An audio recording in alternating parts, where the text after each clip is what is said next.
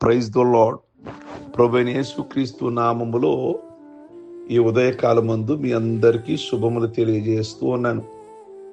ఈ ఉదయకాలమందు ఈ మాటలు వినే ప్రతి తల్లికి కూడా మదర్స్ డే శుభాకాంక్షలు నా 2 చేతులు జోడించి ప్రతి తల్లికి కూడా నేను శుభములు తెలియజేస్తూ ఉన్నాను. దేవుడు మీకు మంచి ఆయుష్ ఆరోగ్యాలు ఇవ్వాలని నేను ప్రార్థిస్తూ ఉన్నాను. కొన్ని దేశాల్లో, అమెరికా లాంటి దేశాల్లో ఈ మదర్స్ డేని ఆచరిస్తూ ఉంటారు. ఆ రోజు ఉత్తమమైన తల్లుల్ని సత్కారం చేస్తూ గౌరవిస్తూ ఉంటారు. అంటే అమ్మ అని పిలిపించుకోవడానికి కొందరు అంగీకారం చూపించట్లేదు ఈ రోజుల్లో. శారమ్మ లేదా ఎస్తేరమ్మ, దేనమ్మ అని పిలిస్తే కొద్దిగా ఇబ్బంది పడుతున్నారు. శారా అని పిలవలేరా, ఎస్తేరు అని పిలవలేరా, నాకేమన్నా వయసు అయిపోయిందా అన్నట్లుగా. కనుక నేను జ్ఞాపకం చేస్తున్న, హిందువులు ఏమంటారంటే తల్లి, తండ్రి, గురువు, దైవం అంటారు. అంటే వీరు తల్లికి ప్రథమ స్థానం ఇచ్చారు. దైవాన్ని చూపించే తల్లి అని వీరి భావం. కనుక ఈరోజు మరి అమ్మ అనే పదానికి అర్థం తెలియని వారు ఎవ్వరు ఉండరు కదా. అమ్మ అంటేనే మనకి గుర్తుకొచ్చేది ఆప్యాయత లేదా అనురాగము, జ్ఞాపకాలకు వస్తూ ఉంటాయి. దేవుడు మానవ జాతికి అనుగ్రహించిన గొప్ప వరం తల్లి. అమ్మ అనే మాటలో ఎంత చక్కటి మాధుర్యం. మాత అంటారు చాలా మంది, మమకారం మనకు కనబడుతూ ఉంటాయి. తల్లి గర్భం ఉద్భవించిన వాళ్ళు అంటే తల్లి గర్భం నుంచి ఈ లోకానికి రాని వాళ్ళు ఎవరైనా ఉన్నారా? లాస్ట్కి యేసుక్రీస్తు కూడా ఒక తల్లి గర్భం నుంచి వచ్చిన వారే. తల్లి అయిన మరి గర్భం నుంచి వచ్చిన వాళ్ళే.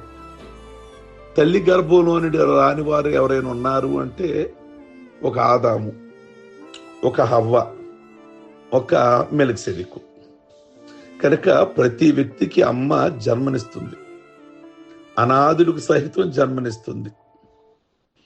అమ్మ ఈ సువిశాల సృష్టిలో ప్రతి గొప్ప వ్యక్తి జీవితం వెనక అమ్మ పాత్ర చాలా ఉంటది.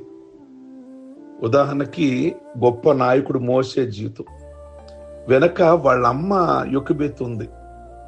ఇశ్రాయేలుకి 40 సంవత్సరాలు నాయకుడిగా నడిపించాడు అంటే నిజంగా అతను అంత నాయకుడు అవ్వడానికి తల్లి చిన్నప్పటి నుంచే మనసు ప్రక్కన కూర్చొని అతనికి ఎన్నో చరిత్ర నేర్పించింది ఆ తల్లి. సహజంగా మరి ఆ తల్లి మిరియామును ఒక నాయకురాలు చేసింది, లేదా అహరోను ఒక యాజకుడు చేసింది ఆ తల్లి యొక్కబెత్. గొప్ప ప్రవక్త, ప్రార్థనాపరుడు సమూయేలు జీవితం వెనక ప్రార్థనాపరురాలైన ఆమె తల్లి హన్నా దాగుంది. అందుకే సమూయేలు దేశంలో 3 పోస్టులు ఒకే సేమ్ టైంలో, యాజకుడు, న్యాయాధిపతి, ప్రవక్త, అంతటి వాడవడానికి గల కారణం తల్లే కదా. ఈరోజు ఈ మాటలు నేను మీతో మాట్లాడుతున్నా, నా వెనక కూడా మా తల్లి ప్రార్థన ఎంతో ఉంది. నేను సేవలోకి రావడానికి కారణం నా తల్లే అని ఉదయకాలమందు నా తల్లిని జ్ఞాపకం చేసుకుంటున్నా.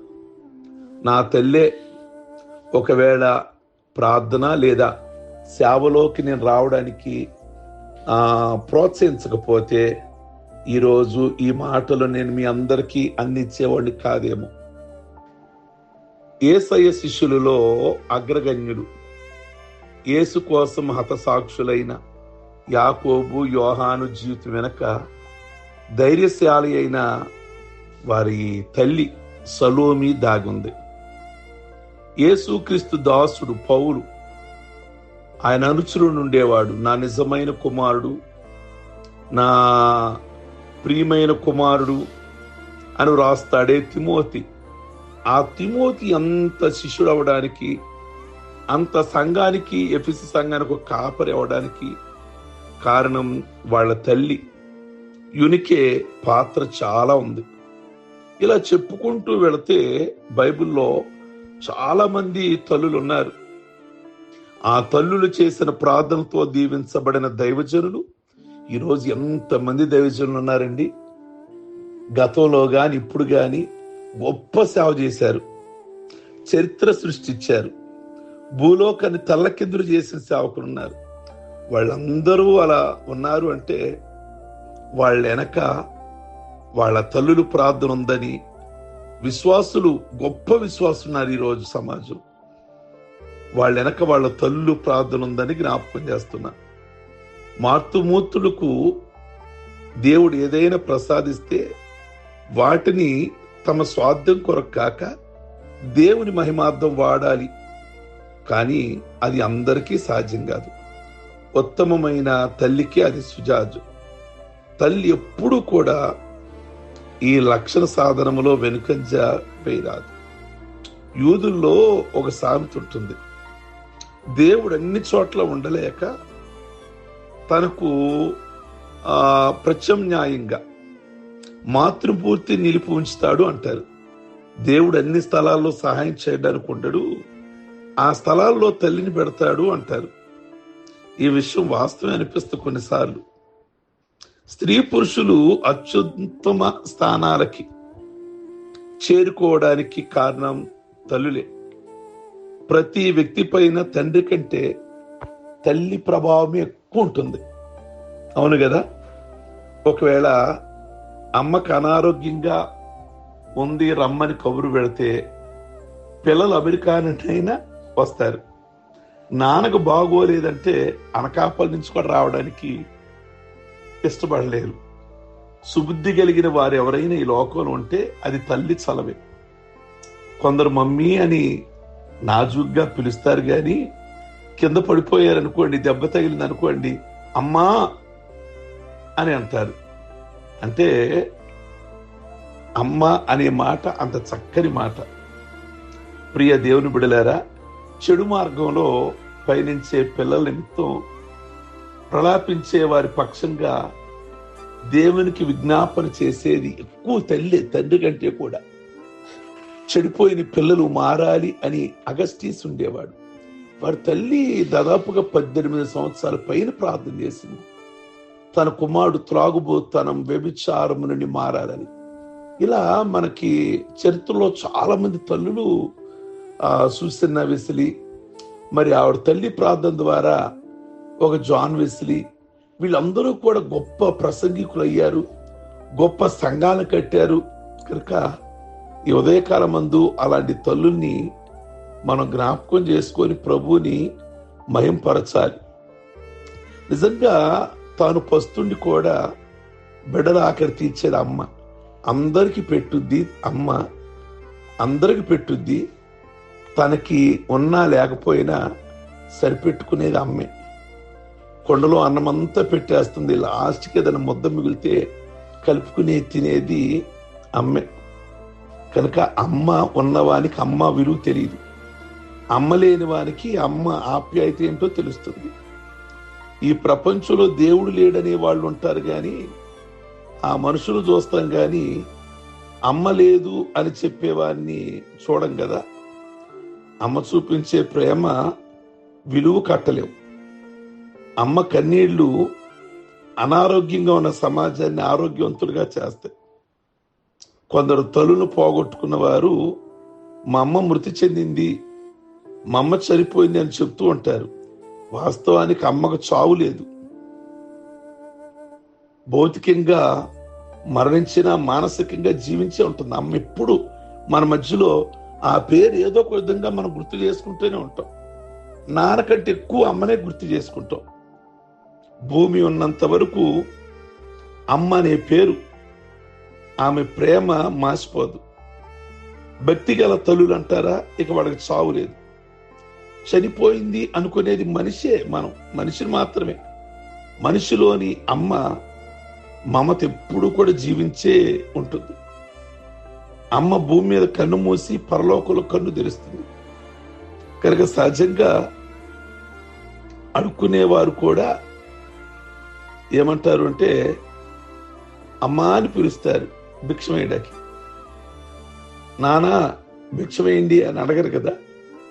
ప్రతి ఇంటికి వచ్చి అమ్మ అని పిలుస్తుంటారు. కనుక అమ్మ పాత్ర చాలా గొప్పది. కనుక అందుకే బైబిల్లో ఒక మాట ఉంది, 49:15 వచ్చిన యెషయా గ్రంథం, తల్లి గర్భమును పుట్టిన బిడ్డను కరుణింపకుండా తన చంటి పిల్లనైనా మరచున, వారైనా మరుస్తారేమో గాని నేను నిన్ను మరవను. ఫస్ట్ ప్రేమ ప్రపంచంలో దేవుని ప్రేమ, ఆ తర్వాత చెప్పుకోదగిన ప్రేమ తల్లి ప్రేమ. కనుక ప్రభు అన్నారు, తల్లి అయినా మరుస్తేమో గాని నేను నిన్ను మరవను అన్నారు. కనుక తల్లి ప్రేమ గొప్పది. తల్లి ప్రేమ కంటే కూడా గొప్పది తండ్రి ప్రేమ, యేసయ్య ప్రేమ, దేవుని ప్రేమ. కనుక ఈ రోజున ఒకసారి మనం తల్లులందరినీ కూడా, భక్తి కలిగిన తల్లులు ఉన్నారు బైబిల్లో, సమాజంలో గొప్ప మిషనరీలు ఉన్నారు, వాళ్ళ తల్లులు ప్రార్థన, చెడిపోయిన వాళ్ళు చాలా మంది లోకంలో మారి గొప్ప సేవ చేసిన వాళ్ళు ఉన్నారు. వాళ్ళు చెప్పింది ఏంటంటే మా తల్లి ప్రార్థన అని. కనుక ఈ రోజున తల్లిని చూద్దాం, వృద్ధాశ్రమాలలో విడిచిపెట్టొద్దు, వాళ్ళకు కావలసిన భోజనం పెడదాం. వాళ్ళు మనల్ని చదివించారు, వాళ్ళు మనల్ని పెద్ద చేశారు, మన కుటుంబాలను ఇచ్చారు, పెళ్లి చేశారు, చక్కటి కుటుంబ వ్యవస్థ ఏర్పడడానికి కారణం మన అమ్మ, మన నాన్న. కనుక అమ్మా నాన్నల్ని ఎక్కడా కూడా విడిచిపెట్టొద్దు. మనం కలిగిన దానిలో వాళ్ళని పెట్టి పోషిద్దాం. అది దేవుడు మెచ్చేది, అది సమాజం మెచ్చేది.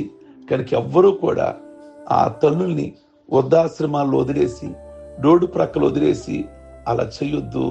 అందరూ కూడా తల్లిదండ్రుల్ని ప్రేమిద్దాం. మదర్స్ డే రోజున మీ అందరికీ కూడా నేను చేతులెత్తి ప్రతి తల్లికి కూడా ప్రత్యేకమైన వందనాలు తెలియజేస్తున్నాను. God bless you.